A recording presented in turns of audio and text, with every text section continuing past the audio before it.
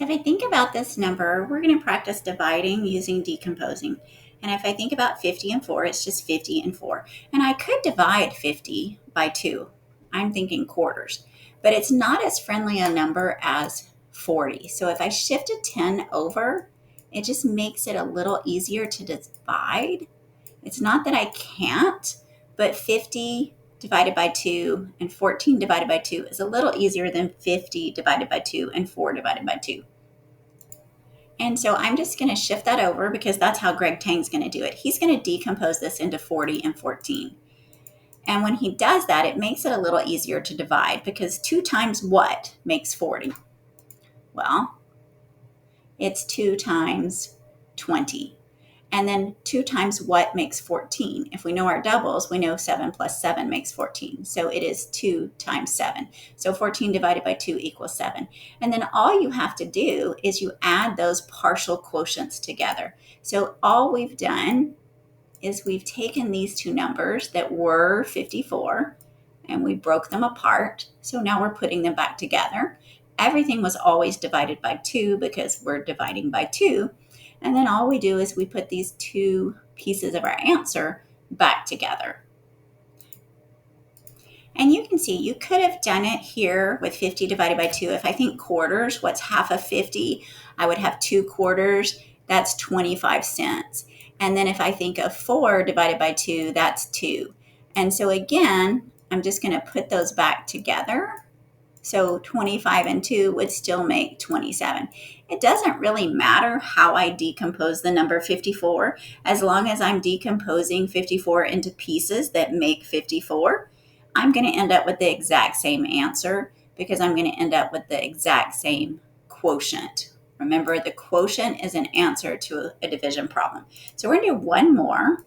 Okay, so what I've done is I've already written down my sevens because anytime we're dividing by 7, 7's a much harder number to multiply. So I wrote down times 2, which is 14. I wrote down times 10, which is 70.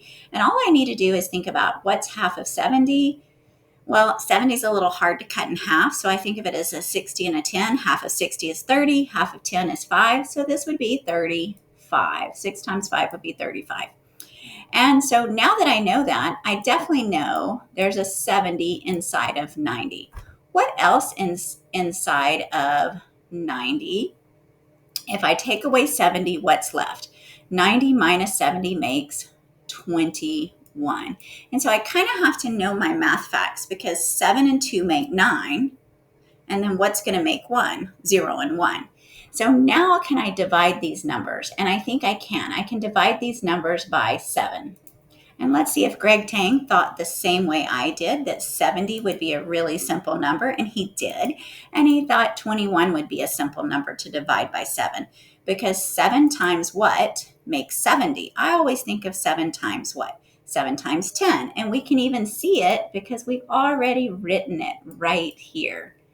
And so I know 7 times 10 makes 70. But what makes 21? When I look over here, I don't have anything that makes 21. But what's really close to 21? I could think 35, but I'm going to try right here by 14. And I think I'm going to do one more. What is one more? It's just one more than 14. So I add the 7 and the 4. 7 and 4 makes 11. Plus I already had 10. That makes 21. And so now I know that 7 times 3 makes 21. And so that's my next one. So I have my partial quotients, which is a 10 and a 3. And then I just have to add them together. So the quotient, the answer to this division problem, is 13. Remember, anytime we decompose a number, we make it easier to actually solve.